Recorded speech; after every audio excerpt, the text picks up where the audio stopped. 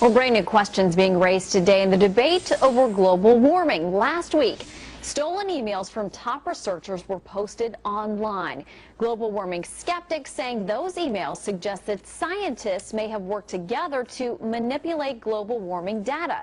Defenders say those emails are being used out of context. With both sides now, we start with Chris Horner, a senior fellow at the Competitive Enterprise Institute, also the author of Red Hot Lies, How Global Warming Alarmists Use Threats, Fraud, and Deception to Keep You Misinformed. And on the other side, also joining us, eco-entrepreneur, conservationist, and co-founder of the Clean Economy Network, Howard Gould. Gentlemen, thank you both for joining us this morning. Good morning. Chris, I'd like to start with you. Do you feel like these emails in some way substantiate what you've been arguing for years? That's precisely what they are. They're being miscast as revelations. In fact, they are all affirmations, none out of context, all posted in full context, including entire email threads, affirming the specifics of the actions that we have been describing, including falsifying data, including falsifying the data of the entire premise for the IPCC process, the Kyoto Treaty, the Kyoto II Treaty, cap and trade, EPA's actions, and so on, all of which, for the U.S. perspective, must be stayed until the truth is outed here. We do need an investigation. If this is only possibly being taken out of context and there are some discretion over what they might mean, in fact, they are affirming everything a lot of people, including many, many scientists, including some in the refereed literature, have been making quite clear for years is going on. Well, Howard, let me give you a chance to respond there. Do you feel like these are being taken out of context? Do you feel like there has been a good debate about global warming with skeptics also welcome to the table? What's your take? Yeah, I mean, I definitely think that we've discussed this issue ad nauseum now, and it is pretty much understood that global warming is anthropogenic or man-made, and there are a few people out there that are still holdouts out there, and it's very, kind of ironic that they come out with this now, right before the Copenhagen meetings next month. And, I think it's trying to affect something or affect some sort of progress that may be made at that meeting next month. Well, Howard, some of these emails go back to 1996, and the folks who are upset about how this has turned out say that's just the attitude they're worried about, the fact that anybody who is a skeptic or takes issue with the global warming community is sort of sidelined and said, well, there's only a few people who believe this, and they say they've been shut out of being able to publish articles and take things to various conferences, those kinds of things. Are you saying, it's a smaller group than's being represented, or it's just not true? I'm saying it's probably a very, very small group of scientists relative to those that are saying that it is actually occurring.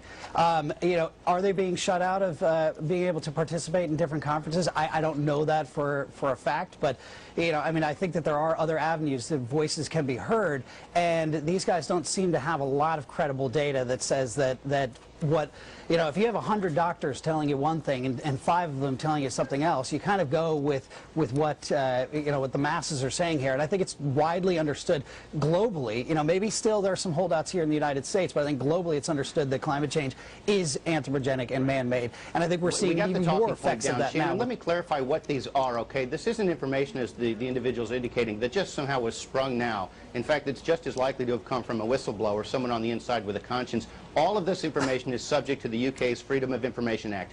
All of it has been under request for years. The most recent request, after they ran out of excuses, was, we lost the data. Well, that's implausible beyond belief, and also would cause a stay in the process until they found what the dog supposedly ate. So someone has forced cooperation with the UK's Freedom of Information Act, revealing this, 12, 13-year string of evidence of seeking to not keep people out of conferences, but out of the refereed literature.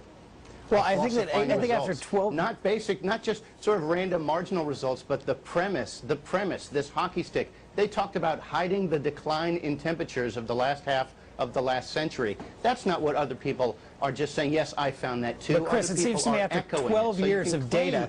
Only at the margins people are disagreeing, but they disagree according to their own words, and now they can't deny it anymore. Well, after 12 years of data, the Wall Street Journal, the best that they can come up with in the Wall Street Journal is that some guy did a magic trick on some of the climate numbers. You're telling me out of 12 years of data, that's the best that they can come up with for debunking climate change? Well, Howard, let me ask you this. Here's the threat. There are 62 megs released, 100 more to come. All right, Howard, let me ask you, this idea that if 1 in 5 scientists disagrees, Should they just go away? I mean, should their voice be silenced in this debate just because you say that most people now generally accept that there's global warming and it's man-made? Absolutely not. I don't think that they should go away. I think science should have no bias at all. But the fact is that they're pissed off because their voice isn't being heard because it's not credible. You know, I mean, after a while, you got to go, well, look, these guys are wrong. And, you know, this is... If science should go on, Howard, shouldn't these people be removed from the process? Can you at least stipulate to that? Should who be removed from the process? If not, this is a religion because nothing can disprove it and everything's acceptable. No, and I happen to agree. I think that, you know what, these people have a voice that should be heard. But, I mean, the fact is that you can't blame them because people aren't listening because it's not true. Falsifying data be taken out of the process? Should the people, having proven now falsified the data, be taken out of the process? The people who falsified the data, if it is without question proven that they falsified some sort of data at that university in England, then yes, maybe that person should be removed. So we need an investigation. Howard and I agree we need an investigation. Yeah, I absolutely agree. I mean, if there should be some investigation. Look, if they broke the law or they're hiding something, then that is wrong. But the fact is that I think what they've picked out of this... they broke the law. They describe how to break the law. All right, Chris, let me ask you this, though. We're getting a portion of emails. We've got 1,000 emails, some 2,000 other documents. People are claiming they're out of context. There may be a lot of other emails that we don't know about.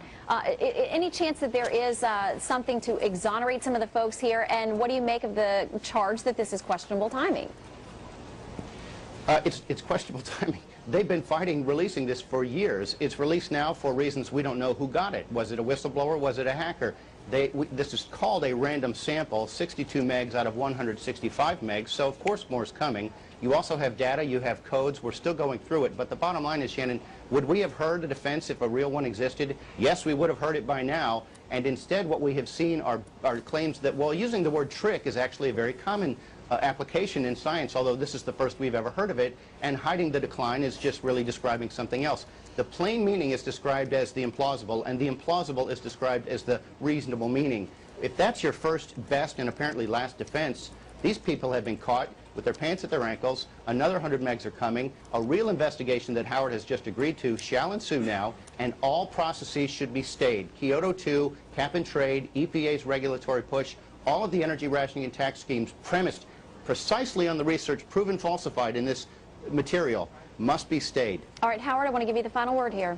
No, I absolutely agree with Chris that, I mean, they should have an investigation. I mean, if stuff was falsified, we need to know about it. I mean, the fact is that I don't believe so because there's so many models that are coming out now that's showing that climate change is occurring. I mean, ocean acidification is now coming out to show that there's too much CO2 there as well. You know, I mean, the models and the science is completely overwhelming. So if somebody falsified it, I don't know why they needed to falsify it because there's plenty of evidence to show that it is occurring.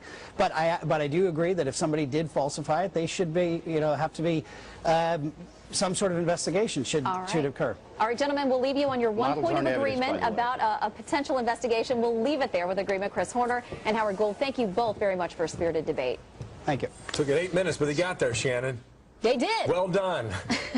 Bream. Hey, listen, they generated some heat of their own. Whether or not you believe in global warming, they did. We liked it. 22 minutes before the hour now, we have worrisome new developments with the H1N1 virus. Tamiflu is said to be your best defense, your best last defense. Now we're hearing about a drug-resistant strain. Our Fox News Medical A team on what to believe and what to ignore in only 3 minutes.